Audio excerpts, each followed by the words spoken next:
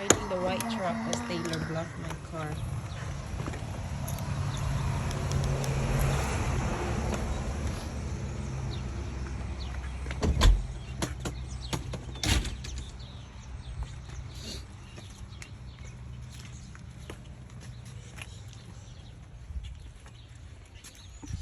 Good thing it's not raining anymore. Okay, hold on.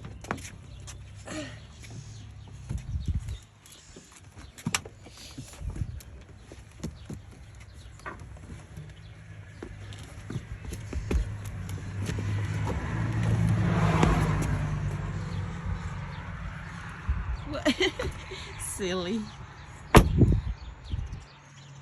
Guys, it's not that cold, but I have to take the boys to the doctor.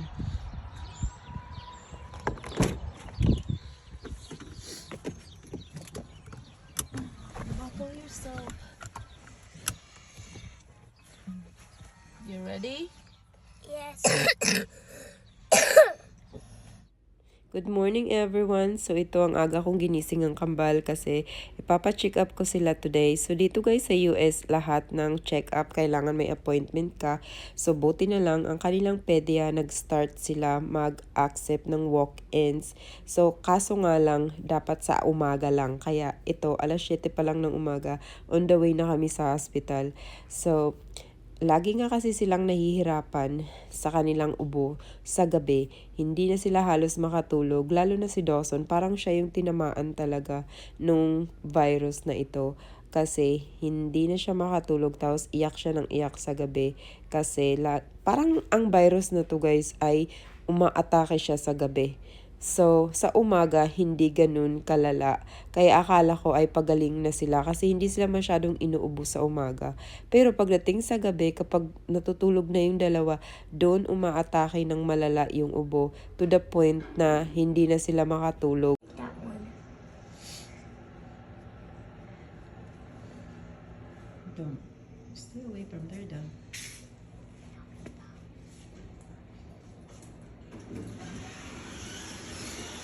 Yes. Okay, get in.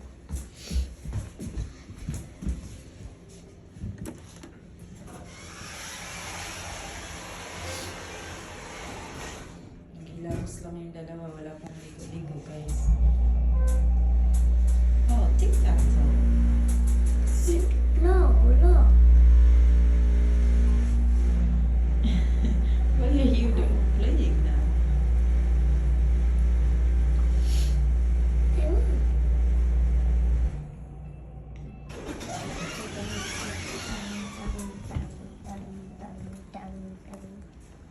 Stored in this room. Yeah, mommy will have to hold it. Mommy have to hold it. Try.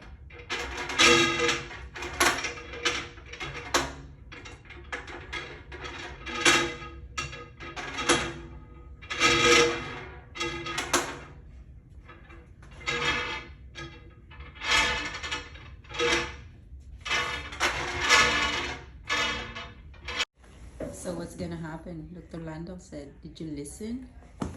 Okay, so what's gonna happen? I forgot. So what did the doctor say? What? What did the doctor say about your cough? You're gonna take a medication. Medication. Yeah, it's a virus. No, you're drinking coffee. Are you drinking coffee, Brayden? Ah. I'm gonna tell Daddy. Oh, see, I told you, Dos. It's gonna be hot. You have to blow it. Did take it mine? You only have. You guys only ordered a pancake. You guys share it. I didn't want that. So ayun guys, hindi ko na nga kinaya at ito bumagsak na ako. Kasi pagising ko kanina masama na talaga yung pakiramdam ko. Pero pinilit ko lang kasi nga tayong mga nanay bawal tayong magkasakit. So walang magbabantay sa kambal kaya pinilit ko lang ang sarili ko na tumayo kanina. Pero ito pagkagaling namin sa McDonald's hindi ko na talaga kinaya at nakahiga na lang ako. So, pinakiusapan ko ang aking stepdaughter, si Ate Taylor, kung pwedeng bantayan niyo muna yung kambal para makapagpahinga lang ako saglit. Kasi may lakad din siya. Ayan, ginigising na nga ako ni Dawson, guys. Kasi aalis na daw ang kanilang Ate Taylor at wala nang magbabantay sa kanila. So, dito lang ako nahiga sa kanilang kwarto para makita ko sila habang naglalaro. At ayan nga ang diagnose ng doktor sa kanila, guys, ay meron silang croup virus. So ito palang virus na to ay delikado, lalo na sa mga bata. Life-threatening nga din ito kapag hindi ka agad naagapan at very contagious nga ito for the first 24 hours na magsimula yung symptoms nila. Kaya ito siguro yung nakuha ko sa kambal. Ayan nga, guys, kahit masama ang aking pakiramdam, pinipilit ko na lang gumawa ng gawaing bahay kasi nagigigil ako pag nakakita ako ng maraming hugasin. So ito, nahihilo ako dyan pero pinipilit ko na lang kasi nga kanina nagkaroon ako ng lagnat pero saglit lang siya tapos sobrang sakit ng katawan ko.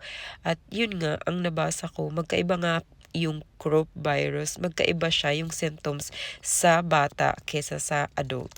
At ito nga, guys, hapon na at hindi pa rin naliligo ang kambal, ang dungis na ng dalawa. So kawawa talaga ang mga bata, no, kapag ang nanay ay may sakit.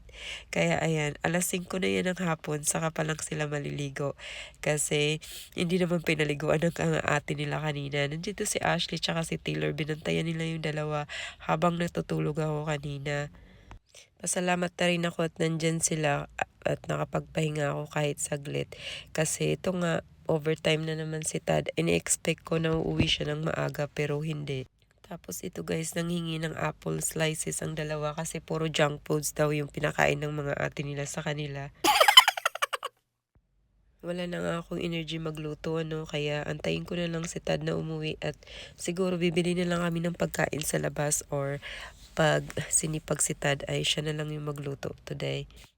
Kaya tayong mga nanay, ingatan natin maigi ang ating mga anak kasi sobrang daming virus na lumalabas ngayon. Alam nyo, never akong nakarinig ng virus na ganito. Ngayon lang. Pero actually, sabi ng aking biyanan ay nung maliit daw si Tad, nagkaroon din daw siya ng ganitong virus. At tinala nga daw niya sa emergency room si Tad kasi hindi nga daw makahinga. Kaya ayun, alalang-alala siya sa kambal. So, dobleng ingat na nga din. Kaso nga lang, hindi talaga may iwasan.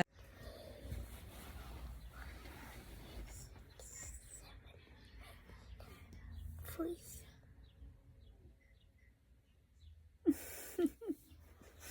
Stop it, Dawson. Dawes, stop.